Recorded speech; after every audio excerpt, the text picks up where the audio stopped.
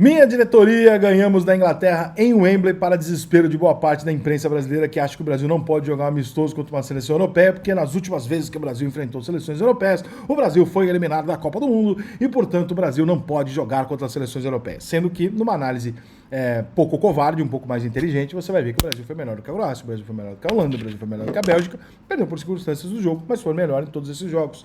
E hoje o Brasil foi muito melhor do que a Inglaterra, não na posse de bola, mas o Brasil teve 6 chances claras de gol, a Inglaterra teve uma, e portanto o Brasil poderia ter saído com uma goleada de Wembley hoje contra a Inglaterra sem nenhum exagero pelas oportunidades criadas, não pelo volume do jogo, eventualmente, mas pelas oportunidades claras de gol. O Brasil teve uma puta de uma atuação, na minha opinião, hoje, por N motivos. O Brasil não teve a bola o jogo inteiro, não, isso não é ter uma puta atuação. Puta atuação é você se propor a fazer algo e fazer.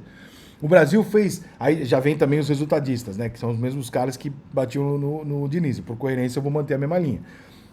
O Diniz, para mim, em 6 jogos, não era o responsável por uma revolução tática na seleção brasileira que fazia a seleção perder. E eu não acho que o Dorival, em um treinamento, tenha feito uma revolução tática na seleção brasileira. O que o Dorival conseguiu fazer brilhantemente foi, de alguma forma, que eu não conheço ainda qual é, talvez nos bastidores dos próximos dias eu descubra, mas que o Dorival conseguiu fazer os jogadores da seleção brasileira jogarem sem peso.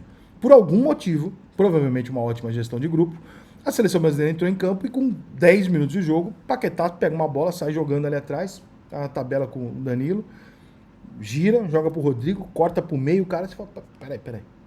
Cadê o peso que esses moleques estavam no ombro que ninguém conseguia jogar bola?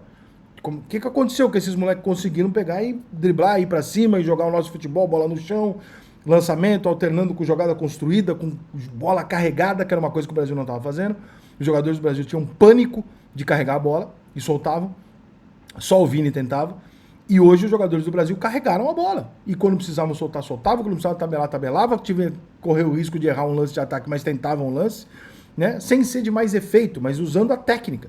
Então, o futebol hoje, o futebol apresentado pela seleção brasileira hoje foi um futebol técnico, que é o que a gente tem. A gente iguala defensivamente os outros e tecnicamente a gente ganha o jogo. Sempre foi assim. Então, o Dorival começou bem demais. Claro que não é, repito, não vou botar aqui na conta tática do Dorival essa vitória, porque seria ridículo falar que em um treinamento o Dorival mudou a seleção brasileira, até porque a formação, o jeito de jogar foi a mesma coisa. Né? A disposição em campo foi a mesma coisa. Mas tem algumas coisas muito boas no jogo de hoje também, além da atuação individual desses caras. Aí, onde o Rodrigo jogou, pode indicar uma solução interessante que a gente vem falando desde a Copa passada. Na Copa passada a gente chegou a comentar e falou, bota o Neymar de centroavante, entre aspas. Mais pelo meio, deixa o Vini de um lado, o Rodrigo do outro e tal. O Rafinha, tá meio claro para todo mundo que se tem um jogador ali que a gente olha e fala, cara, ele é bom jogador, mas ele não é o titular da seleção, mas ele é o Rafinha. Ele não é, embora ele seja o ponta-direita titular do Barcelona, ele não é o Vinícius Júnior, o Rodrigo é melhor do que ele. E o Rodrigo já jogou pela direita. Hoje não tá jogando, mas já jogou pela direita. Quando o Rodrigo joga centralizado ali, você olha pro Rafinha e fala assim, então quando o Neymar voltar, eu posso jogar o Rodrigo pra direita e o Neymar na posição que o Rodrigo jogou hoje. Porque a posição que o Rodrigo jogou hoje funcionou. E se funcionou com o Rodrigo, irmão, significa que o Neymar vai funcionar pra caralho, porque o Neymar é muito melhor do que o Rodrigo. Então, cara, e aí vem o ponto principal, que inclusive vocês vão se lembrar que depois da Copa do Mundo teve um corte meu que rolou aí polêmico, que covarde pra caralho, um grupo de flamenguistas, desses influenciadores de bosta aí, fizeram, insinuando que eu tava fazendo uma crítica ao Vinícius, e na verdade eu tava fazendo uma crítica ao Tite. Qual que foi a crítica? Eu falei, cara, quando você põe o Vinícius Júnior de titular na seleção, sem que ele tivesse ganhado a vaga, porque ele era reserva, o Brasil não tinha jogado ainda, o Paquetá tava jogando na esquerda, e o Fred tava jogando titular, e o Vinícius tava na reserva. Quando no primeiro jogo ele põe o Vinícius e mantém o Vinícius como titular, ele recua o Paquetá pra trás do Neymar, qual que era a minha crítica? Você está colocando, para colocar o Vinícius Júnior no time, você está fudendo um esquema tático que vinha funcionando e mudando a posição do Paquetá, que é fundamental. E acho que o jogo de hoje mostra o que eu estava querendo dizer. Tirar o Paquetá da armação da seleção brasileira é uma puta cagada. Porque ele é o principal armador da seleção brasileira, excluindo o Neymar do time.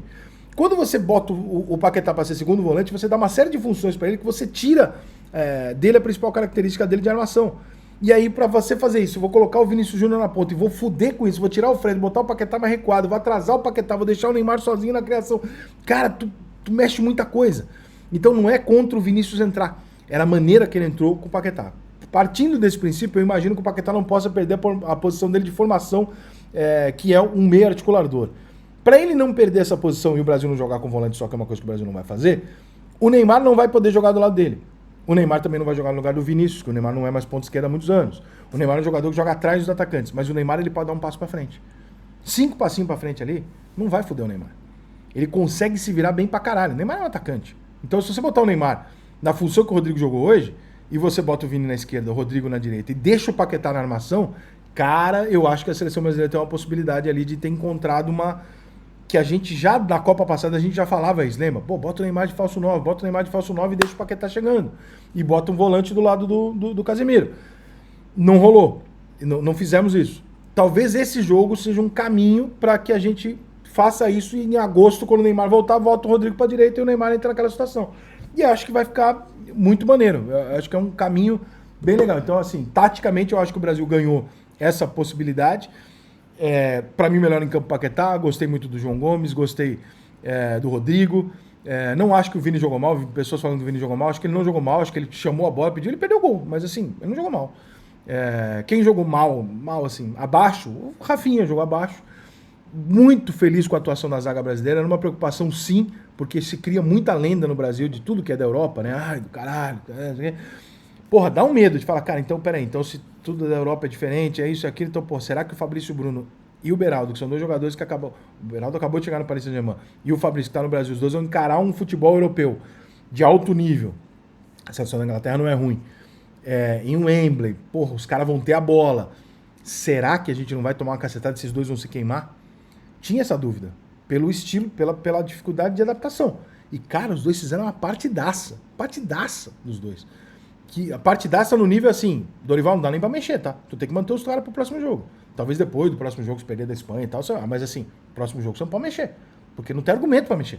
Não dá pra tirar os caras. Os caras jogaram muita bola. Então, defensivamente, o Brasil foi muito bem. A saída de bola do Brasil foi muito boa. Né? E ali o Paquetá, o Andrés Pereira, quando entrou, também foi muito bem, deu passe pro gol, inclusive. Cara, todo mundo ali no meio de campo do Brasil soube fazer uma coisa que com o Diniz você era obrigado a ficar com a bola e o Diniz ainda não tinha conseguido implementar o estilo dele. Com o Tite você era meio obrigado a recompor e pensar muito no tático do jogo, na parte defensiva, e eu acho que o Dorival encontrou ali uma forma assim, ó, garotada, é o seguinte, vocês têm que recompor o caralho, mas o Brasil pode sair lançando, o Brasil pode sair jogando, o Brasil pode sair carregando a bola. O Brasil pode fazer as 3 coisas. Que era uma coisa que há muito tempo a gente não fazia. Cada treinador tinha um estilo que os jogadores só faziam aquilo. E hoje o Brasil fez de tudo. Ou por falta de uma diretriz ainda formada, ou porque o Dorival deu essa liberdade para eles. Fato é que o jogo de hoje foi bem empolgante para a seleção, para nós, e mostra muito daquilo que eu falei no vídeo ontem. A seleção brasileira tem um time mais fraco do que historicamente? Claro que sim. É uma das piores seleções brasileiras individualmente que a gente já teve. Mas os outros também. O futebol foi para esse caminho. Então não é... Nós não temos na Inglaterra, do outro lado ali, 10 Bellingham jogando. Não tem. Então a gente não precisa ter essa preocupação. Se a gente só tem um Neymar e outros grandes jogadores, 3 ou 4 grandes jogadores, eles também. A Espanha também. A França também. A Alemanha também. Então a gente não tem que ter essa preocupação. É uma coisa meio lunática da nossa cabeça. É ruim ter uma seleção muito inferior ao que a gente já teve? Mas o futebol é muito inferior ao que a gente já teve tecnicamente. Então não adianta a gente exigir mais do que isso, porque a gente está jogando contra esses caras e não contra ETs. Então dá pra gente ser competitivo sim. Belíssima estreia do Dorival, belíssimo jogo da seleção brasileira. Vamos ver se contra a Espanha a gente consegue manter, ou se a gente toma um 3-0 que é pra manter aquela crisezinha até a Copa e ganhar a Copa do Mundo. Sucesso na Europa, Superbet, agora no Brasil. Tem bônus generosos, super odds e saques instantâneos na hora que você ganha. Seja super com Superbet.